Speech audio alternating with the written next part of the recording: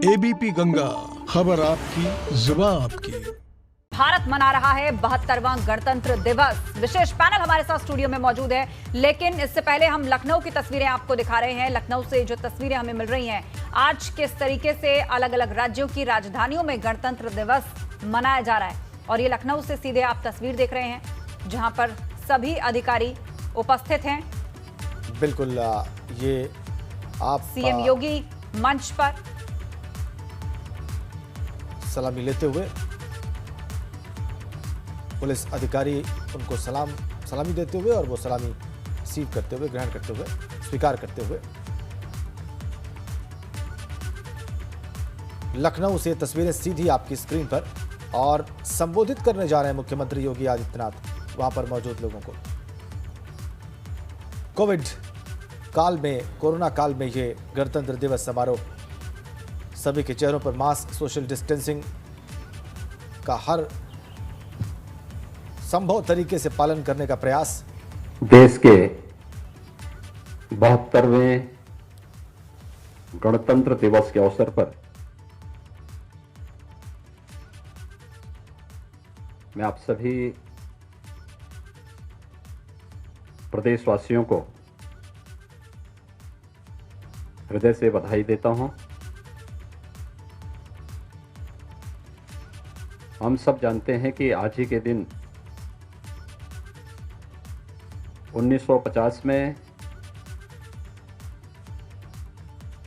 इस देश की व्यवस्था को संचालित करने के लिए इस देश ने अपना एक संविधान लागू किया था।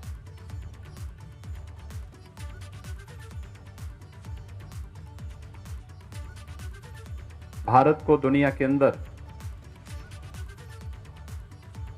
सबसे बड़े लोकतंत्र के रूप में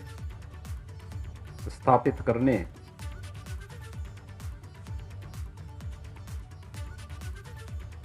भारत के अंदर अनेकता में एकता के भाव को सृजित करने में हमारे संविधान की बहुत महत्वपूर्ण भूमिका है। मैं सर्वप्रथम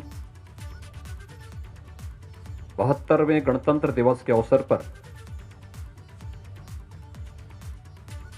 भारत के उन सभी महान स्वतंत्रता संग्राम सेनानियों को, जिन्होंने भारत की स्वाधीनता के लिए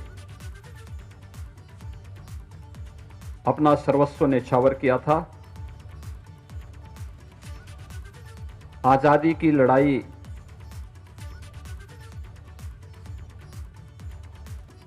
के लिए उन्होंने अपना योगदान दिया था, ऐसे उन सभी स्वतंत्रता संग्राम सेनानियों के प्रति विनम्र श्रद्धांजलि अर्पित करते हुए उन्हें कोटि कोटि नमन करता हूं। आजाद भारत में देश की सीमाओं की रक्षा करते हुए,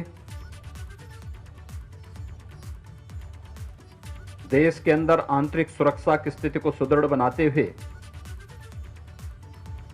शहीद हुए वीर जवानों के प्रति भी विनम्र श्रद्धांजलि अर्पित करता हूं। भारत का संविधान भारत के प्रत्येक नागरिक को बिना भेदभाव के एक समान अवसर देने का पक्षधर रहा है,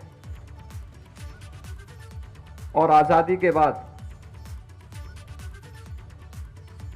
1950 में संविधान लागू होने के साथ ही भारत के प्रत्येक नागरिक ने भारत के संविधान की ताकत का एहसास भी किया है। चाहे वह महिला पुरुष के बीच में लिंग के आधार पर होने वाले किसी भी भेदभाव का हो, जाति, मत, मजहब, क्षेत्र और भाषा के आधार पर किसी भी प्रकार के भेदभाव का हो, भारत के संविधान ने कभी भी इस प्रकार की विकृति को कोई भी महत्व न देकर के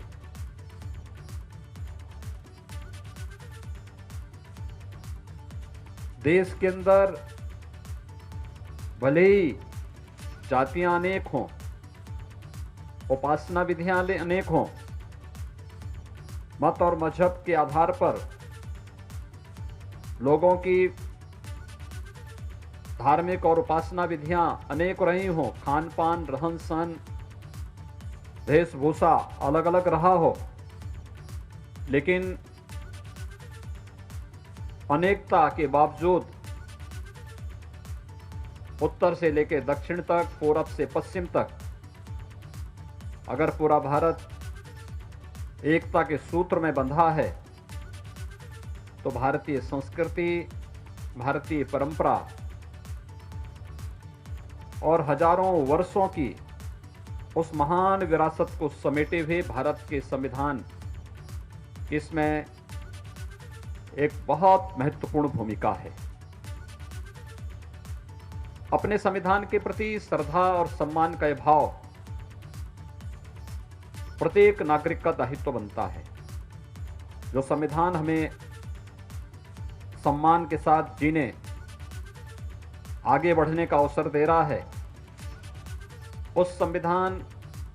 के इन मूल भावों का सम्मान करते हुए जहां पर हमारे पास केवल अपने संवैधानिक अधिकारों की ही बात नहीं बल्कि इस राष्ट्र के प्रति, राष्ट्र के संवैधानिक महत्व के स्थलों के प्रति और भारत के प्रत्येक नागरिक के प्रति हम सब का क्या दायित्व है, उन कर्तव्यों का बोध भी हमारा संविधान हमें कराता है। हम सबको भारत के संविधान पर गौरव की अनुभूति होनी चाहिए और इस अवसर पर हम सबको स्मरण करना होगा भारत के संविधान के उन सभी निर्माताओं को, चाहे वह संविधान सभा के अध्यक्ष डॉक्टर राजेंद्र प्रसाद जी रहे हों, संविधान सभा की ड्राफ्ट कमेटी के अध्यक्ष जिनके नेतृत्व में भारत के संविधान का ये मसौदा तैयार हुआ था, बाबा साहब डॉक्टर भीमराव अंबेडकर जी रहे हों, जिन्होंने पूरे देश की भावनाओं को भारत के संविधान के अंदर समाहित करते हुए भारत के प्रत्येक नागरिक को संविधान के प्रति श्रद्धा और सम्मान का भाव व्यक्त करने के लिए एक भाव दिया है। मैं इस अवसर पर भारत के संविधान निर्माण से जुड़े हुए भारत माता के उन सभी महान सपूतों को भी इस अवसर पर विनम्र श्रद्धांजलि अर्पित करता हूं। हम सब जानते हैं कि जब यह देश 72वां स्वतंत्रता दिवस, 72वां गणतंत्र दिवस का आयोजन पूरे भव्यता के साथ कर रहा है, गणतंत्र का 71 वर्ष अब तक इस देश ने हर्षोल्लास के साथ मनाए हैं। ये 26 जनवरी की तिथि हमारे लिए केवल संविधान लागू करने की तिथि नहीं है। इससे पहले 26 जनवरी की तिथि को इस देश ने स्वतंत्र होने के पूर्व, इस देश में जब ब्रिटिश हुकूमत थी, इस तिथि को पूर्ण स्वाधीनता दिवस के रूप में भी पहले से मनाने की एक व्यवस्था रही है और लगभग 1.5 दशक तक ऐसी स्थिति थी जब यह देश 26 जनवरी को स्वाधीनता के पहले इस दिवस के रूप में मनाता रहा है और अंततः जब 26 नवंबर 1949 को संविधान सभा ने संविधान को अंगीकार किया और फिर 26 जनवरी 1950 को पूरे देश के अंदर से लागू किया, यह तिथि हमारे गणतंत्र दिवस के रूप में हम सब के लिए अपने राष्ट्र के प्रतीक, भारत के संविधान के प्रति श्रद्धा और सम्मान को व्यक्त करने का एक अवसर भी हम सबको प्रदान करता रहा है। देश के अंदर हम 72वां गणतंत्र दिवस ऐसे अवसर पर उमंग और उत्साह के साथ मना रहे हैं जब पिछले लगभग 10 महीनों से पूरा देश और पूरी दुनिया वैश्विक महामारी कोरोना की चपेट में है। आपने देखा होगा इस पिछले 10-11 महीनों से लगातार दुनिया के अंदर भी, देश के अंदर भी और प्रदेश के अंदर भी किस प्रकार की परिस्थितियां थी। कहते हैं कोरोना महामारी इस सदी की सबसे तीव्रतम संक्रमित होने वाली महामारी है। पहली बार लॉकडाउन कैसे होता है इस देश ने यह भी देखा। राष्ट्रीय अनुशासन कैसे होता है, देश के माननीय प्रधानमंत्री जी के आह्वान पर पूरे देश ने राष्ट्रीय अनुशासन का जो परिचय दिया, उसका परिणाम भारत के 135 करोड़ नागरिकों की जीवन की सुरक्षा कोरोना महामारी से बचाते हुए हम सब ने अपनी आंखों से देखा है। अन्यथा हेल्थ इंफ्रास्ट्रक्चर ही इस महामारी से अगर बचा पाती तो दुनिया के अंदर बड़े बड़े देश हैं जिनके पास, चाहे वह अमेरिका हो, यूरोप के कई देश हैं जहां पर हेल्थ इंफ्रास्ट्रक्चर की जब हम बात करते हैं तो उनके पास हेल्थ इंफ्रास्ट्रक्चर भारत से कई गुना अच्छा है। लेकिन कहीं ना कहीं जो एक अनुशासन का भाव है, जहां इसमें कमी आई, उसका परिणाम क्या रहा। उन देशों के अंदर ये महामारी व्यापक जनहानि का कारण बनी, लेकिन भारत के अंदर एक यशस्वी नेतृत्व में समय से लिए गए निर्णय और फिर निरंतर संवाद के माध्यम से दुनिया के सबसे बड़े लोकतंत्र में सभी अधिकारों के साथ जिस देश के नागरिक जी रहे हों, आगे बढ़ रहे हों, स्वाधीनता का अनुभव कर रहे हों, उस देश के अंदर कोरोना से निपटने के लिए जो रणनीति प्रधानमंत्री मोदी जी के नेतृत्व में बनाई गई, उसने सफलतापूर्वक भारत के अंदर जान को भी और जहान को भी बचाने में महत्वपूर्ण भूमिका का निर्वहन किया है। हम सबके लिए ये 72वां गणतंत्र दिवस इस महामारी से बचाव का उपहार लेकर के भी आई है। दुनिया के अंदर भारत एकमात्र देश है जिसने 2 स्वदेशी वैक्सीन विकसित किए हैं और ये स्वदेशी वैक्सीन 15 जनवरी से देश के हेल्थ वर्कर्स को लगती हुई दिखाई दे रही है। उत्तर प्रदेश में अब तक 2 चरणों में ये वैक्सीन लग चुकी है। अभी 28 और 29 को फिर से हेल्थ वर्कर्स को इस वैक्सीन को लगाने की प्रक्रिया होगी और हमारा प्रयास है कि 15 फरवरी के आसपास हम कोरोना वॉरियर्स को भी, चाहे वह हमारे पुलिस के जवान हो, सुरक्षा के जवान हो, भारत की सीमा पे रक्षा करने वाले भारतीय सेना के हमारे बहादुर जवान हो, होमगार्ड, पीआरडी या स्वच्छता कर्मी, राजस्व के कर्मी, इन सभी को ये वैक्सीन देने की प्रक्रिया हम लोग प्रारंभ करने जा रहे हैं। एक नए विश्वास के साथ आज भारत आगे बढ़ रहा है, लेकिन आपदा के समय कैसी रणनीति बनाई जानी चाहिए। उत्तर प्रदेश पुलिस ने लॉकडाउन प्रारंभ होने के बाद जब सारी चीजें बंद थी, उन असहाय, असमर्थ और उन लोगों के पास जिनके पास सामान्य बुनियादी सुविधाएं नहीं थी, डोर स्टेप डिलीवरी के माध्यम से हम PRV 112 का उपयोग करते हुए उन सभी लोगों तक इन सुविधाओं को पहुंचा सके। यह कार्य उत्तर प्रदेश पुलिस ने किया। राजस्व के कर्मियों ने इसके बाद इसके साथ जुड़ करके 24 करोड़ जनता को कैसे सुरक्षित किया। आज न केवल माननीय प्रधानमंत्री जी ने उत्तर प्रदेश के कोरोना प्रबंधन की सराहना की है, बल्कि दुनिया की सबसे बड़ी स्वास्थ्य संस्था विश्व स्वास्थ्य संगठन ने भी उत्तर प्रदेश के कोरोना प्रबंधन की सराहना की है। हम लोग एक टीम भाव के साथ जब कार्य करते हैं, उसके परिणाम भी उसी रूप में हम सबके सामने मिलते हैं। और आज उत्तर प्रदेश एक नई दिशा की ओर अग्रसर हुआ है। सुरक्षा का एक बेहतर वातावरण ये न केवल आम जन के विश्वास का प्रतीक बना है, बल्कि सुरक्षा का यह बेहतर वातावरण प्रदेश में व्यापक निवेश और रोजगार की संभावनाओं को भी लेकर के चल रहा है। हमने कोरोना कालखंड में 1.25 करोड़ लोगों को रोजगार उपलब्ध करवाने में यहां पर हमें मदद मिली। अगर निजी क्षेत्र में निवेश नहीं होता तो संभवतः हमारे लिए एक चुनौती होती, लेकिन सुरक्षा का जो बेहतर वातावरण प्रदेश के अंदर बना,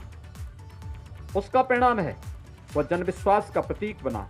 देखते ही देखते दुनिया के सभी निवेशक और उद्यमी उत्तर प्रदेश के अंदर निवेश करने के लिए आज उनके अंदर एक ललक है। उन लोगों में एक प्रतिस्पर्धा प्रारंभ हुई है कि हम भी उत्तर प्रदेश के अंदर निवेश करेंगे, और इस निवेश का परिणाम उत्तर प्रदेश के नौजवानों को नौकरी, रोजगार और साथ साथ उसको देखते हुए स्वरोजगार की भी सुविधाएं प्रदेश के अंदर प्राप्त हो रही हैं। देश आभारी है प्रधानमंत्री मोदी जी का, जिन्होंने लॉकडाउन के दौरान गरीब कल्याण पैकेज के साथ ही भारत को एक स्वावलंबी और सशक्त राष्ट्र के रूप में अग्रसर करने के लिए आत्मनिर्भर भारत का एक नया मंत्र देश को दिया। आत्मनिर्भर भारत का यह मंत्र हमारे परंपरागत उद्यम और उत्पाद से प्रारंभ होता है। उत्तर प्रदेश 2018 में ही एक जनपद एक उत्पाद की अपनी व्यापक कार्य योजना के माध्यम से इसे आगे बढ़ा चुका है। एक जनपद एक उत्पाद ये हमारे परंपरागत उद्यम है, जो पहले से ही उत्तर प्रदेश के अंदर थे, लेकिन उपेक्षा के कारण उन पर कहीं भी शासन और प्रशासन की दृष्टि न जाने के कारण वे लोग उपेक्षित महसूस कर रहे थे। लेकिन आज एक जनपद एक उत्पाद की हमारी ये कार्य योजना आत्मनिर्भर भारत का आधार बनती हुई दिखाई दे रही है। प्रदेश के अंदर अन्नदाता किसानों के लिए जिस प्रकार के कार्यक्रम चलाए गए, पिछले 6 वर्षों के दौरान देश के अंदर किसानों के हितों के लिए जिस प्रकार के कार्यक्रम चले, चाहे वह सॉयल हेल्थ कार्ड का हो, प्रधानमंत्री फसल बीमा योजना का हो, प्रधानमंत्री कृषि सिंचाई योजना का हो, स्वामीनाथन कमेटी की रिपोर्ट के अनुसार किसानों को लागत का 1.5 गुना दाम देने का हो, या फिर किसानों को दी जाने वाली प्रधानमंत्री किसान सम्मान निधि का लाभ हो, ये व्यापक पैमाने पर देश के अंदर आज हम सब महसूस कर सकते हैं। और उत्तर प्रदेश इस मामले में सौभाग्यशाली है। प्रधानमंत्री किसान सम्मान निधि में उत्तर प्रदेश के अंदर 2 करोड़ 35 लाख से अधिक किसान इस योजना का लाभ ले रहे हैं, जिसमें 6,000 रुपये सालाना प्रत्येक किसान को भारत सरकार के सहयोग से प्राप्त हो रही है। प्रधानमंत्री किसान सम्मान निधि ने इन सभी किसानों के जीवन में एक नया परिवर्तन दिया है, उन्हें किसी भी प्राकृतिक आपदा में बचाव का एक रास्ता दिया है। और यही नहीं, प्रदेश के अंदर प्रोक्योरमेंट की पॉलिसी ने केवल धान और गेहूं का जो प्रोक्योरमेंट प्रदेश के अंदर हुआ है विगत 3 वर्षों के दौरान, इसमें किसानों के खाते में 60,000 करोड़ रुपए प्रदेश सरकार ने डीबीटी के माध्यम से दिए हैं।